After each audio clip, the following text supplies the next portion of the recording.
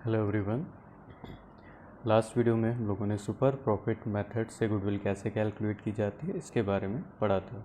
इस वीडियो में हम लोग नया टॉपिक लेकर के आए हैं जो कि कैपिटलाइजेशन मेथड है गुडविल कैलकुलेट करने का। तो चलिए शुरू करते हैं इसको।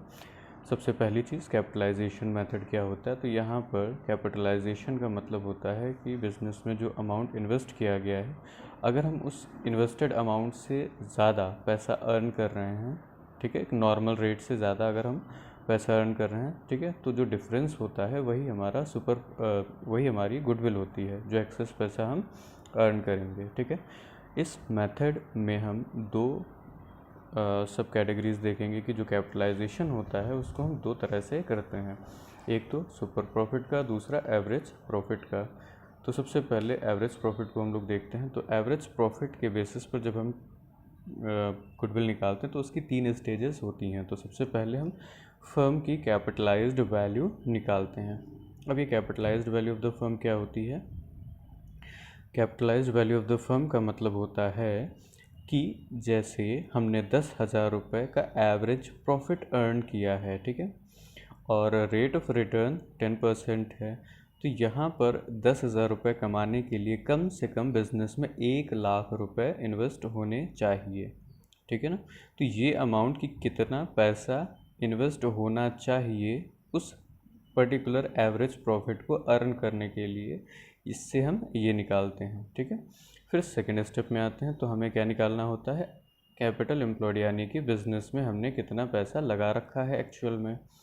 तो यहाँ पर टोटल एसेट्स से जब हम एक्सटर्नल लाइबिलिटीज़ को घटा देते हैं तो हमारी कैपिटल एम्प्लॉयड या नेट एसेट आ जाती है। ठीक, इसका ये मतलब होता है कि हमने बिजनेस में इतना पैसा लगा रखा है। और लास्ट में हम लोग गुडविल कैलकुलेट करते हैं। तो गुडविल कैलकुलेट करने के लिए जो फॉर्मूला है वो है capitalised value minus capital employed, यानी कि फर्म में जो एवरेज प्रॉफिट है उसके हिसाब से कितनी कैपिटल होनी चाहिए, और कैपिटल एम्प्लॉयड का मतलब एक्चुअल में हमने कितना पैसा इन्वेस्ट कर रखा है। ठीक है, तो इनके बीच का जो डिफरेंस होगा वो गुडविल कहलाएगा। तो चलिए एक एग्जांपल से इसको समझते हैं। तो यहाँ पर क्वेश्चन नंबर 17 से हम लोग शुरू करेंगे। कैपिटलाइजेशन मेथड से रिलेटेड एक क्वेश्चन है। इस क्वेश्चन का चाहे तो आप स्क्रीनशॉट ले लें। ठीक है, मैं क्वेश्चन को पढ़ता हूँ पहले। Average profit of the firm is 48,000। The total assets of the firm are 8 lakh. Value of other liabilities is 5 lakh. Average rate of return in the same business is 12%। ठीक है, तो हमें क्या क्या इन्फॉर्मेशंस दी गई हैं उसके बारे में हम लोग देखते हैं। तो सबसे पहले हमें एवरेज प्रॉफिट दिया गया है क्वेश्चन में, जो कि है 48,000। ठीक है, 48,000। इसके बाद हमें क्वेश्चन में टोटल एसेट्स दी गई हैं। ठीक है, क्या दिया गया है? टोटल एसेट्स, जो कि कितनी है हमारी? 8 लाख रुपीज़ की। ठीक है, जो टोटल एसेट्स हैं वो 8 लाख रुपीज़ की हैं। और वैल्यू ऑफ अदर लाइबिलिटीज़, ठीक है, वैल्यू ऑफ अदर लाइबिलिटीज़। अब हमें यहाँ पर ये नहीं बताया गया कि जो लाइबिलिटीज़ हैं उसमें एक्सटर्नल लाइबिलिटीज़ कितनी है या इंटरनल। तो यहाँ पर हम इस चीज़ को डिफ्रेंशिएट नहीं कर सकते।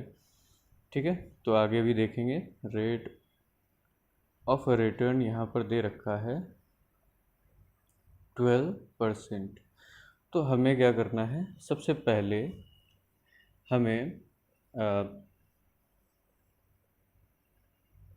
जो कैपिटलाइज्ड वैल्यू है वो निकालनी है। ठीक है, फर्स्ट स्टेप में।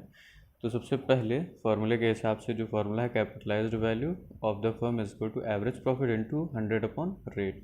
तो सबसे पहले नंबर पर हम कैपिटलाइज्ड वैल्यू निकाल लेते हैं। Capitalised value of the firm कितनी हो जाएगी?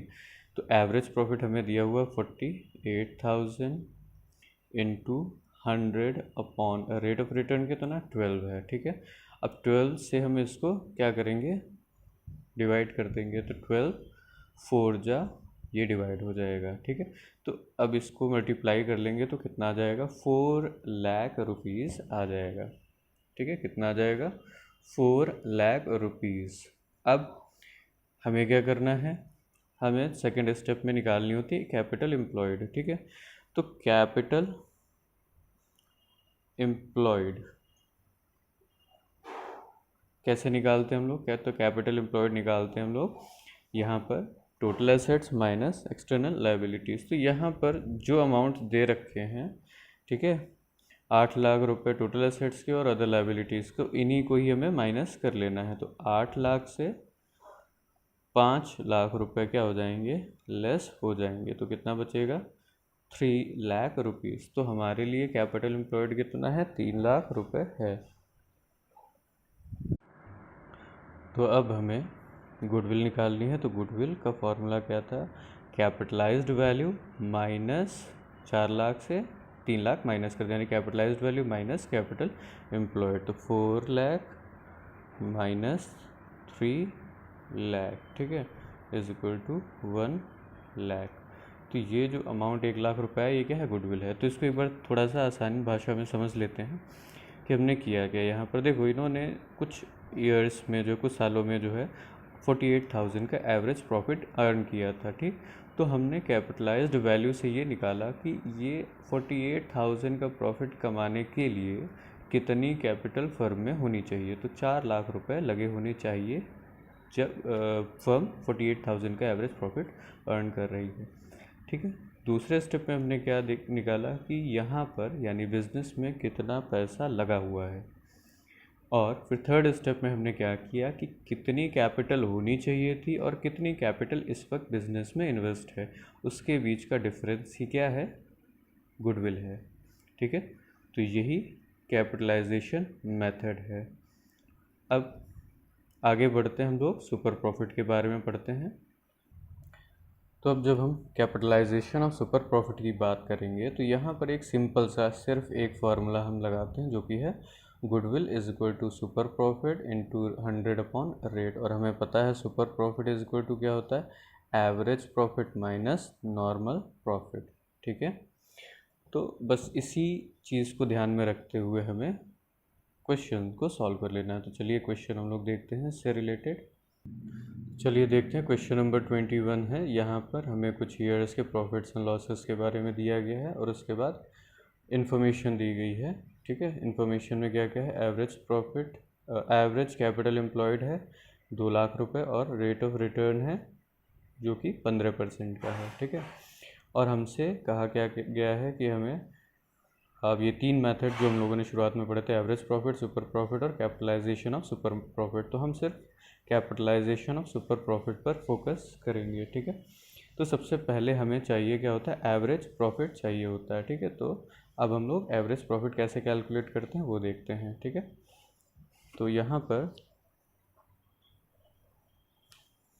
क्वेश्चन नंबर 20 है। तो एवरेज प्रॉफिट कैसे कैलकुलेट करते हैं हम लोग,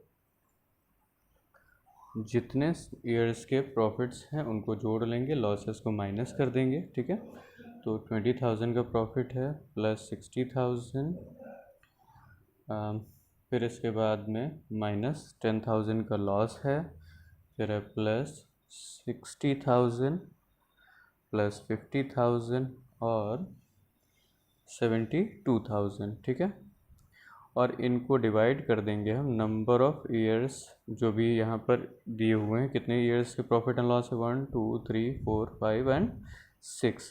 तो इनको हम जोड़ करके 6 से डिवाइड कर लेंगे, ठीक है। तो जब इन सबको हम ऐड करेंगे तो इसका टोटल आना चाहिए 2,52,000, ठीक है। और डिवाइड कर देंगे इसको 6 से। तो 6 1 जा 6 4 जा 24, 1 कैरी हुआ, 6 2 जा यानी 42,000 ये आ जाएगा, ठीक है। अब 42,000 हमारा एवरेज प्रॉफिट आ गया। अब नॉर्मल प्रॉफिट हमें निकालना है, ठीक है। तो नॉर्मल प्रॉफिट का फॉर्मूला क्या होता है, कैपिटल एम्प्लॉयड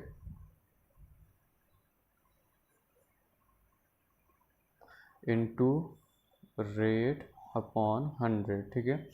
तो यहाँ पर हमें कैपिटल एम्प्लॉयड 2 लाख रुपए दे रखी है और रेट ऑफ रिटर्न हमें 15% का दिया हुआ है, ठीक है। तो इसको सॉल्व कर लेते हैं यहाँ पर। तो 215 जा हो जाएगा 30,000, ठीक। तो 30,000 हो गया। तो हमारे पास एवरेज प्रॉफिट और नॉर्मल प्रॉफिट है, तो हम इससे सुपर प्रॉफिट कैलकुलेट कर लेंगे। तो average profit 42,000 minus normal profit 30,000 is equal to 12,000। ये क्या आ गया हमारा, ये हमें अमाउंट मिल गया सुपर प्रॉफिट का। अब हमें क्या करना है, फॉर्मूले में पुट कर देना है इसको बस। तो गुडविल इज इक्वल टू, जो हम लोगों ने फॉर्मूला पढ़ा था कैपिटलाइजेशन ऑफ सुपर प्रॉफिट में, ठीक है। तो क्या होगा formula, goodwill is equal to super profit into 100 upon rate. तो वही चीज़ यहाँ पर भी हमें कर लेनी है। तो super profit is equal, goodwill is equal to 12,000 into 100 upon rate है 15%, ठीक है ना। तो बस इसको हम जब सॉल्व करेंगे तो हमारा आंसर आ जाएगा, ठीक है। चलिए इसको देखते हैं। तो 5 3 जा, और ये 5 से अगर जाएगा तो 5 20 हो जाएगा, और 3 1 जा 3 4 जा, ठीक है। तो 1 2 3 4 और ये 8, यानी कि 80,000 हमारी गुडविल आ जाएगी, ठीक है। तो ये हमारा कैपिटलाइजेशन ऑफ सुपर प्रॉफिट हो गया, ठीक है। Okay, thank you.